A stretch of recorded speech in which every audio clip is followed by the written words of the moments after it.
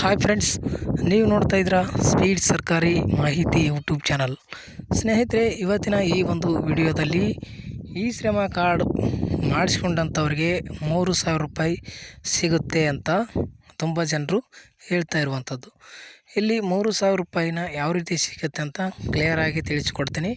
ವಿಡಿಯೋನ ಸ್ಕಿಪ್ ಮಾಡದೆ ಕೊನೆಯವರೆಗೂ ನೋಡಿ ಸ್ನೇಹಿತರೆ. ಇಲ್ಲಿ ಪ್ರತಿಯೊಬ್ಬರಿಗೂ 3,000 ರೂಪಾಯಿ ಸಿಗುತ್ತಾ, ಈ ಶ್ರಮ ಕಾರ್ಡ್ ಯಾರೆಲ್ಲ ಮಾಡಿಸ್ಬೋದು ಅನ್ನುವ ಒಂದು ಈ ಶ್ರಮ ಕಾರ್ಡ್ಗೆ ಯಾರೆಲ್ಲ ಅರ್ಹರು ಅನ್ನೋ ಒಂದು ಮಾಹಿತಿನ ಕೂಡ ಒಂದು ವಿಡಿಯೋ ಮಾಡಿದ್ದೀನಿ. ಅದನ್ನು ಕೂಡ ನೀವು ನೋಡಿಕೊಂಡು ನಮ್ಮ ಚಾನಲಲ್ಲಿದೆ ನೋಡಿ ಸ್ನೇಹಿತರೆ. ಈ ಶ್ರಮ ಅಂತಂದರೆ ಯಾರೆಲ್ಲ ಒಳಪಡ್ತಾರೆ, ಈ ಶ್ರಮ ಕಾರ್ಡ್ನ ಯಾರೆಲ್ಲ ಮಾಡಿಸ್ಕೊಳ್ಬೋದು ಅನ್ನೋದು ಒಂದು ವಿಡಿಯೋನ ಸಪ್ರೇಟಾಗಿ ಮಾಡಿರುವಂಥದ್ದು. ಅದನ್ನು ಕೂಡ ನಮ್ಮ ಚಾನಲಲ್ಲಿ ಇರುತ್ತೆ, ಹೋಗಿ ನೀವು ನೋಡ್ಕೊಳ್ಳಿ ಸ್ನೇಹಿತರೆ.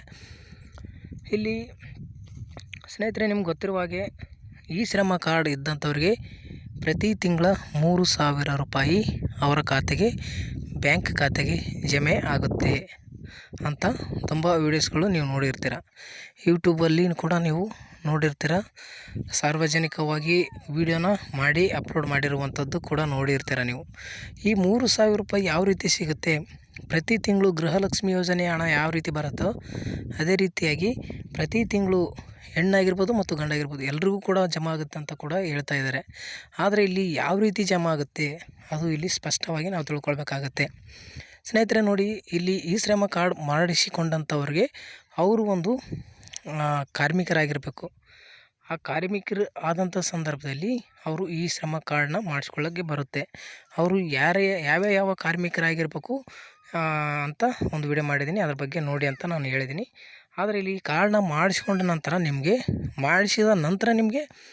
ಮಾಡಿಸ್ಕೊಂಡ ಆದಮೇಲೆ ನಿಮಗೆ ಹಾಗೆ ಪ್ರತಿ ತಿಂಗಳು ಬಂದುಬಿಡುತ್ತೆ 3,000 ರೂಪಾಯಿ ಅಂತ ನೋಡೋದಾದರೆ. ಪ್ರತಿ ತಿಂಗಳು 3,000 ನಿಮಗೆ ಈ ಕಾರ್ಡನ್ನ ನೋಂದಾಯಿಸ್ಕೊಂಡ ನಂತರ ಸಿಗೋದಿಲ್ಲ. ಕಾರ್ಡನ್ನ ನೋಂದಾವಣೆ ಆದ ನಂತರ ಯಾವ ಕಾರ್ಮಿಕರ ಹೆಸರಿನಿಂದ ನೋಂದಣಿ ಮಾಡ್ಕೊಂಡಿರ್ತಾರೆ ಅವರ ಕಾರ್ಡನ್ನ, ಈ ಶ್ರಮ ಕಾರ್ಡು, ಈ ಶ್ರಮ ಕಾರ್ಡ್ ಯಾರ ಹೆಸರಿಂದ ಮಾಡಿರ್ತಾರೆ ಅವರ ಒಂದು 60 ವರ್ಷ ಪೂರ್ಣಗೊಂಡ ನಂತರ, ಅವರಿಗೆ 60 ವರ್ಷ ಆದ ನಂತರ ಅವರಿಗೆ ಪ್ರತಿ ತಿಂಗಳು 3,000 ರೂಪಾಯಿ ಸಿಗುತ್ತೆ. ಈ ರೀತಿಯಾಗಿ ಈ ಸ್ಕೀಮ್ ಇರುವಂಥದ್ದು. ಈಗ ಕಾರ್ಡನ್ನ ನೋಂದಣಿ ಮಾಡ್ಕೊಂಡ ನಂತರ ಸಿಗುತ್ತೆ ಅನ್ನೋದು ಸುಳ್ಳು. ಯಾವುದೇ ಕಾರಣಕ್ಕೂ ಸಿಗೋದಿಲ್ಲ. ಸೆಂಟ್ರಲ್ ಗೌರ್ಮೆಂಟಿಂದ 3,000 ರೂಪಾಯಿ ಸಿಗುತ್ತೆ, ಅದು ಸಿಗುತ್ತೆ ಅಂತ ಹೇಳ್ತಾ ಇದ್ದಾರೆ. ಇದು ಆ ರೀತಿ ಅಲ್ಲ.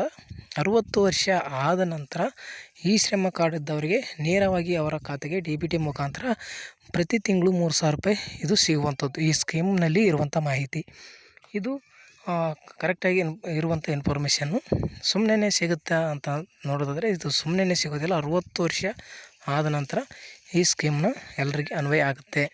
ಈಗ ನೋಡಿ, ಆ ಸ್ಕೀಮ್ನಲ್ಲಿ ನೀವು ಇರಬೇಕಂತಂದರೆ 18 ವರ್ಷದಿಂದ 55 ವರ್ಷದ ಒಳಗಿನವರಿಗೆ ಈ ಸ್ಕೀಮ್ ಇರುತ್ತೆ. 55 ವರ್ಷ ನಂತರ ಇದು ಯಾವ ಸ್ಕೀಮ್ ಅನ್ವಯ ಆಗೋದಿಲ್ಲ. 55 ಗರಿಷ್ಠ ಕನಿಷ್ಠ 18 ವರ್ಷ ಇಷ್ಟು ಇತ್ತು ಅಂತಂದ್ರೆ ನೀವು ಈ ಒಂದು ಕಾರ್ಡನ್ನ ಮಾಡಿಸ್ಕೊಳ್ಳಿಕ್ಕೆ ಎಲಿಜಿಬಲ್ ಇರ್ತಾರೆ. ಈಗ ನೋಡಿ, ಭಾರತದಾದ್ಯಂತ ಎಷ್ಟು ಜನರು ನೋಂದಾವಣೆ ಮಾಡ್ಕೊಂಡಿದ್ದಾರೆ. ಇಲ್ಲಿ ನೋಡ್ಬೋದು ನೀವು, ರಿಜಿಸ್ಟ್ರೇಷನ್ ಆನ್ ಮಾನ್ಧನ್ ಯೋಜನೆ ಅಂತ. ಈ ಮಾನ್ಧನ್ ಯೋಜನೆ ಮೂಲಕ ನಿಮಗೆ 3,000 ರೂಪಾಯಿನ ಸಿಗುತ್ತೆ ಸ್ನೇಹಿತರೆ. ಇಲ್ಲಿ ನೋಡ್ಬೋದು ನೀವು, ಪೆನ್ಷನ್ ರೀತಿ ಪ್ರತಿ ತಿಂಗಳು 3,000 ರೂಪಾಯಿ ಸಿಗುತ್ತೆ. ಇದು ಈ ಶ್ರಮ ಕಾರ್ಡ್ ಈಗ ಎಷ್ಟು ಜನರಿಗೆ ಮುಟ್ಟಿದೆ ನೋಡೋದಾದರೆ 30,57,85,643 ಜನರಿಗೆ ಈ ಶ್ರಮ ಕಾರ್ಡ್ನ ರಿಜಿಸ್ಟ್ರೇಷನ್ ಮಾಡ್ಕೊಂಡಿದ್ದಾರೆ. ಅವ್ರಿಗೆ ಕಾರ್ಡ್ ಕೂಡ ಇಶ್ಯೂ ಆಗಿರುವಂಥದ್ದು. ಇಶ್ಯೂಡ್ ಅಂತ ಇಲ್ಲಿ ಬಂದಿದೆ ನೋಡಿ, ಈ ಶ್ರಮ ಕಾರ್ಡ್ ಇಶ್ಯೂಡ್ ಅಂತ, ಅಂದರೆ ಈ ಶ್ರಮ ಕಾರ್ಡ್ನ ಅವರಿಗೆ ತಲುಪಿಸಿದ್ದಾರೆ ಸರ್ಕಾರದಿಂದ. ಈ ರೀತಿಯಾಗಿದೆ ಸ್ನೇಹಿತರೆ. ಇನ್ನೂ ಹೆಚ್ಚಿನ ಒಂದು ಮಾಹಿತಿ ಏನಾದ್ರು ಬೇಕಂತಂದರೆ ಕಮೆಂಟ್ ಮುಖಾಂತರ ತಿಳಿಸಿ, ಅದ್ರ ಬಗ್ಗೆ ಮಾಹಿತಿನ ಇನ್ನೂ ತಿಳಿಸ್ಕೊಡುವಂಥ ಪ್ರಯತ್ನ ಮಾಡ್ತೀನಿ ಅಂತ ಹೇಳ್ತಾ ವಿಡಿಯೋ ಮುಗಿಸ್ತಾ ಇದ್ದೀನಿ.